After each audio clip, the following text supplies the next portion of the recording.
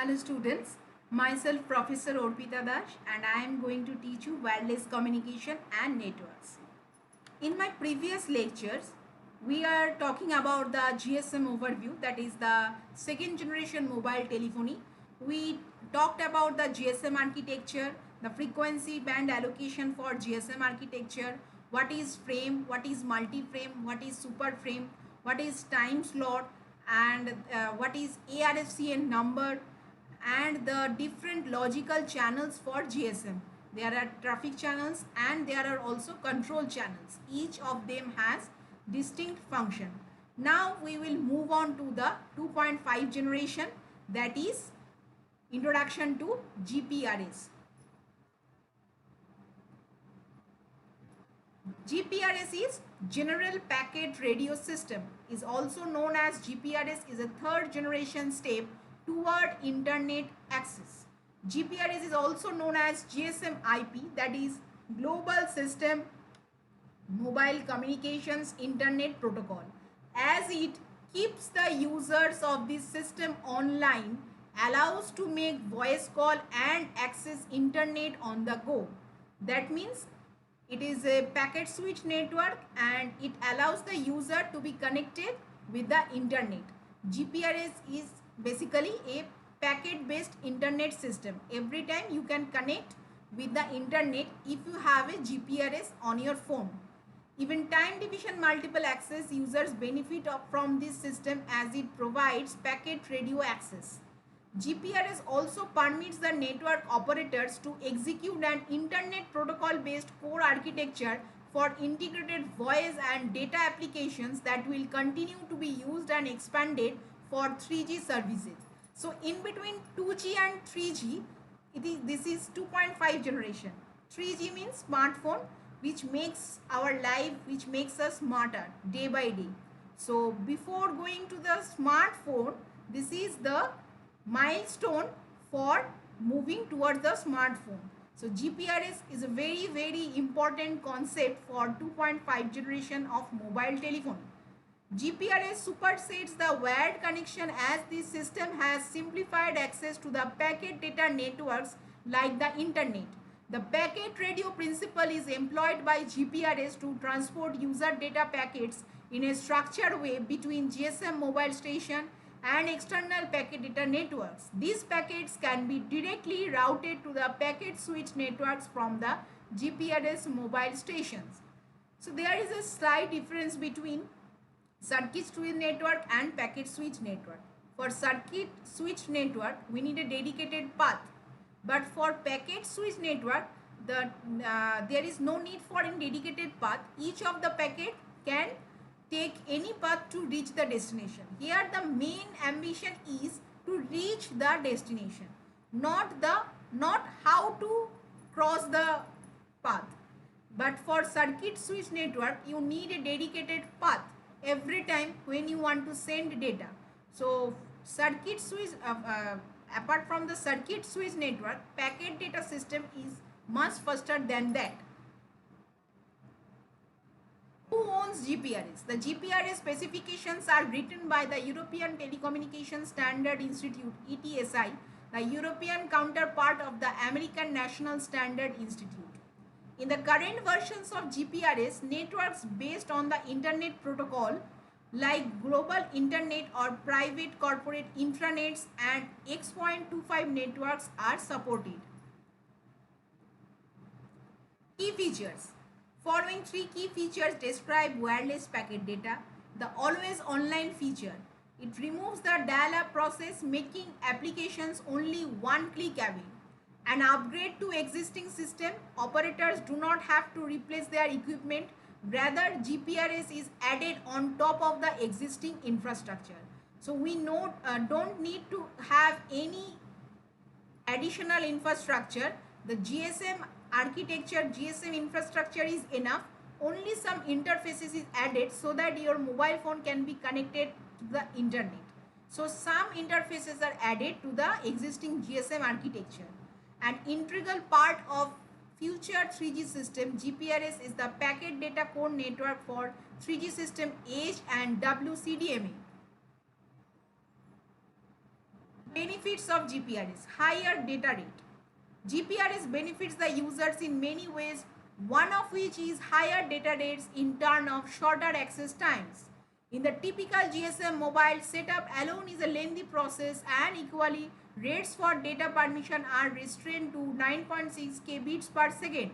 The session establishment time offered while GPRS is in practice is lower than 1 second, and ISDN line data rates are up to many 10 kbps per second.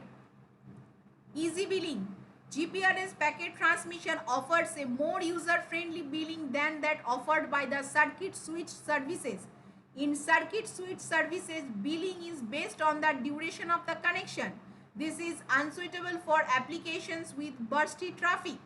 The user must pay for the entire airtime even for ideal periods when no packets are sent. So this is for circuit switch network. When no data packets are sent, user have to pay bill, but this is not for GPRS as it is used packet switch network.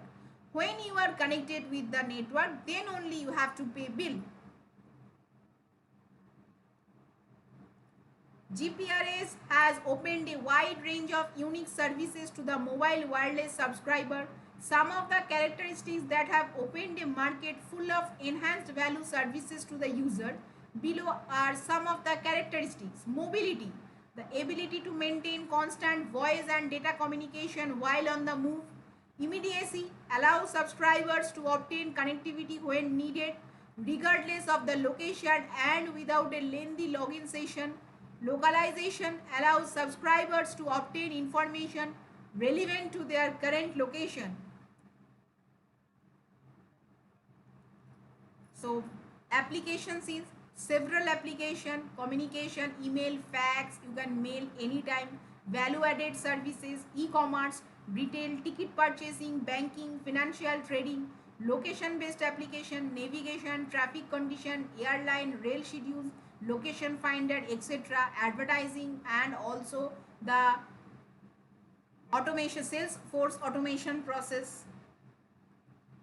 See, this is the GPRS architecture, the same GSM architecture, only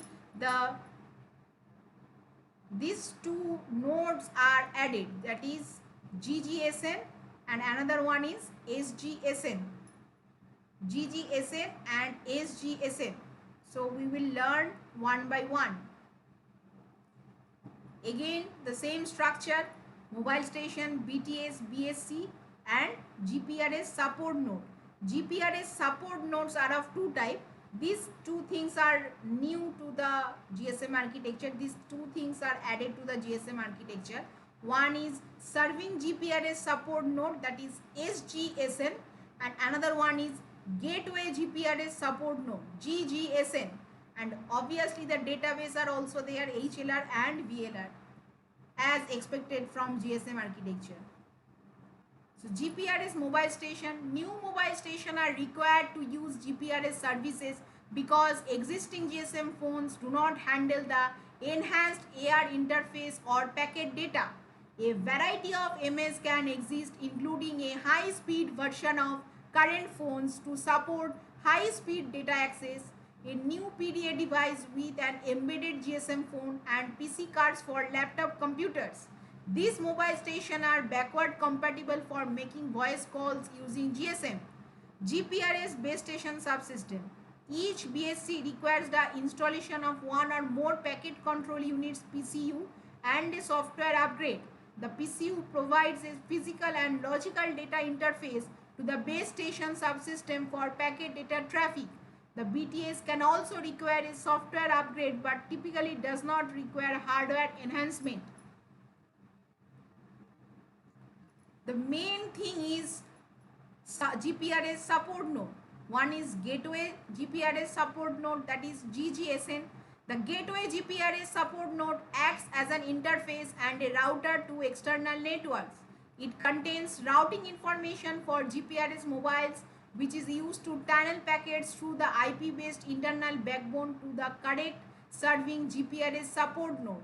The GGSN also collects charging information connected to the use of the external data networks and can act as a packet filter for incoming traffic.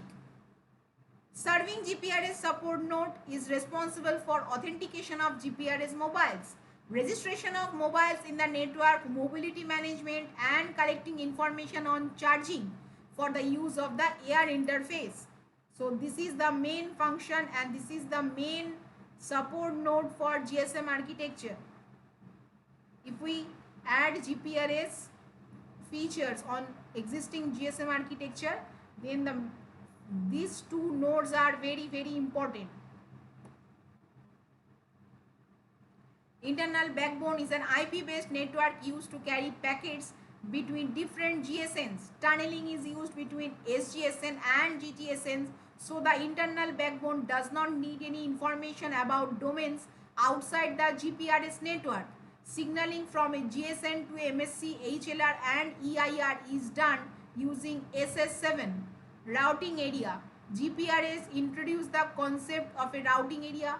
This concept is similar to location area in GSM except that it generally contains fewer cells. Because routing areas are smaller than location areas, less radio resources are used while broadcasting a page message. So that is the overview, or we can say introduction to GPRS 2.5 technology. We know that GPRS can be added to the existing GSM architecture, and the main portion is GPRS supporting node, and the data speed is much higher than the GSM service, and the higher bandwidth is also available. We can chat, we can email, we can do access internet anytime and anywhere. This is a packet data system, and we can access internet anytime. We can connect with the internet if we add GPRS on the existing GSM architecture.